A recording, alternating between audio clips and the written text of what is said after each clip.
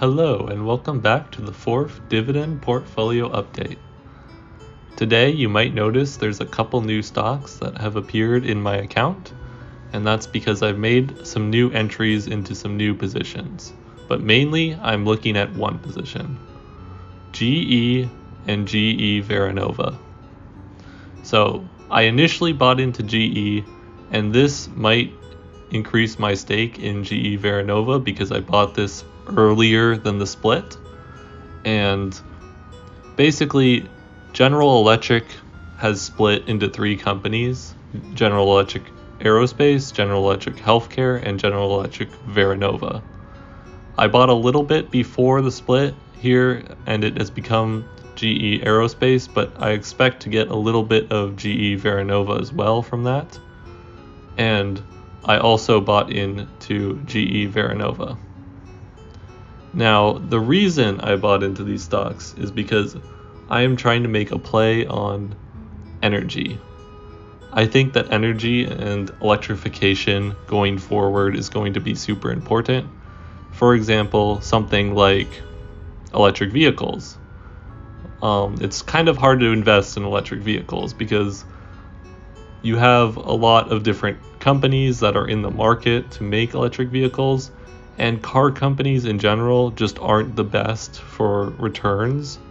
They tend to not be very efficient with just generating like free cash flow and stuff. Usually they kind of stagnate and don't become super like powerhouse dividend increasing companies that continue to have great share price appreciation. So I want to increase my likelihood of seeing good returns from increases in electric vehicles, which I think is going to be a trend going forward. And one of the ways I thought of doing that is buying GE Vernova, which is a renewable energy and energy generating company, and one of the biggest in the world. I think it is in fact the biggest in the world. At least GE was, and with the spin-off, GE Vernova takes all the energy and renewable energy and some of the GE financial parts of the company. And I think that going forward, there's going to be a lot of energy needed to power those sorts of electric vehicles. And I think so electricity is going to be more necessary, and that is going to increase, hopefully, GE Vernova. Now, there is also the idea of buying something like a utility company, and I think that is also a decent idea if you're banking on electricity being more important. But one of the main issues with utility companies is they tend to be highly regulated by the government, and it's hard for them to actually like grow super quickly. They kind of have to set their prices to what the government wants, and they don't really have much in the way of pricing power or ability to just like quickly grow their company without dealing with a lot of like regulations and stuff. So that's kind of why I prefer buying something like GE Vernova, which isn't really in that utility company sector, but still focuses on energy production. My other bull case for GE Vernova is actually to do with AI. I think that one of the main constraints of AI going forward is going to be electricity. In order to power like huge supercomputers and doing tons of processing, you're going to need power at the end of the day. And it's going to be, as AI increases in scale, you're going to need more and more power.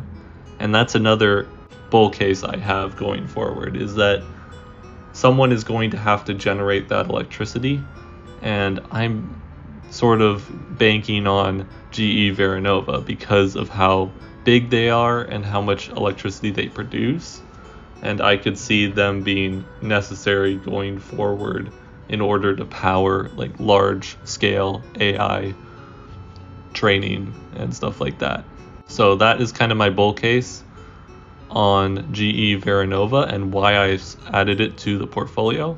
Again, there is GE Aerospace in here as well, but I mainly bought this before it split in order to get me some Vernova, and we'll see how that goes. I don't think they paid it out yet, but I kind of want to consolidate this all into GE Vernova. GE Aerospace is interesting as well, but I'm not sure if I know enough about it or am as invested in it as a company. I love aerospace as an idea, and I think it's like a really cool thing to invest, to sort of, have companies that focus on like aerospace and space specifically, but I don't know if the profits are there going forward. I think that it's a really cool idea to focus on space, but I don't know if you can actually generate lots of income yet with space. I feel like our technology right now isn't really capable of taking full advantage of the resources in outer space without spending way more resources. This is an article highlighting sort of what I was talking about General Electric's three-way split. So the first split was the healthcare, which actually happened earlier, but recently, this was April 2nd, you had the split into GE Aerospace and GE Vernova. And so GE Aerospace is going to keep the GE symbol for the stock market ticker, and GE Vernova is going to have GEV as its stock market ticker. And this is kind of a big recovery play. I mean, GE was once the biggest company in the world, or at least in the US stock market, and you can see it fell super heavily, and they had like a ton of debt, and this has sort of been like a long-term recovery play, and slashing the debt and cutting overhead costs, and this is kind of like one of the big steps in order to make this company sort of as good as it used to be, where they're splitting it up into three separate companies, and we'll kind of have to see how it works out, because unfortunately there's not a lot of data on these like individual companies yet. We don't really know a lot about how they'll operate separately, but we do know that GE was able to recover from its like huge debts in 2018, and so I kind of trust the company and the direction they're heading in, because I think that since the leadership and management has taken GE in this good direction in 2018, and since they think that this split is kind of necessary and that they want to go forward with it, I see this as a positive thing, and I think that it will be good for the company as a whole.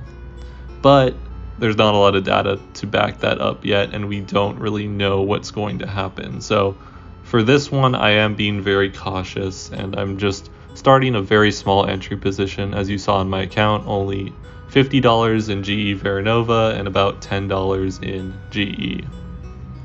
And I would like to continue to add to it if it does go down, and sort of dollar cost average down into it, but I'm not going to be like aggressively buying right now, because I think there might be a lot of hype still surrounding this whole event, and also we just don't have a lot of data, and we don't really know how these companies are going to perform and what their like cash flows are going to look like. So I want to have some more data before I get more invested in this company. But yeah, that's my entry into GE Vernova and why I am buying the stock and sort of my bull case.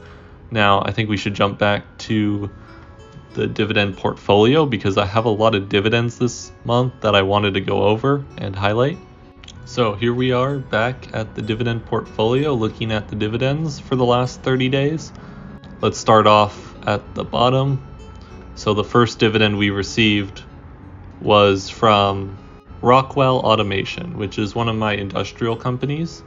This is also another thing, is the addition of General Electric adds another industrial company. So Rockwell will not be my only industrial company, and that is something that I kind of wanted to get more into, is the industrial industry and having more exposure to that. So we got $6 from Rockwell, and then this month we also got $12.87 from Target, which was a nice size dividend. From Hershey we got $14.58. It's probably one of my biggest individual stock dividends. And then from BlackRock we got $12.65. And then my biggest dividend this month is coming from Schwab, from the SCHD ETF, which was $46.13. I also received a money market interest from just holding a little bit of a cash balance in Fidelity. That was $1.37, not much. And then we have Intercontinental Exchange, which was $2.96. We have Nike, which is $5.33. And Lam Research, $3.45. And from NVO, this one's currently processing, but it will be $11.02.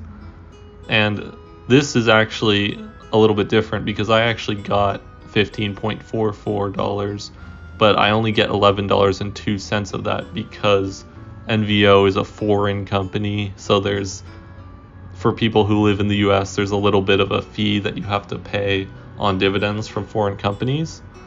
And that's another reason why when I was highlighting Lam Research, I decided to go with Lam Research, which paid me $3.45 instead of something like ASML, because Lam is from the US, so when you're getting dividends, you won't have any sort of fees or taxes that come with foreign stocks. And that makes it so that you're just going to get better returns. If the companies are exactly the same, you obviously want the one from the US because you're going to get a better return on your dividend, and it's not going to get taxed or feed differently because it's from a foreign country. So yeah, that's another reason why I like Lam Research more than ASML, but both are really good companies. Thanks for watching. That was my dividend portfolio update, and I'll catch you guys next time.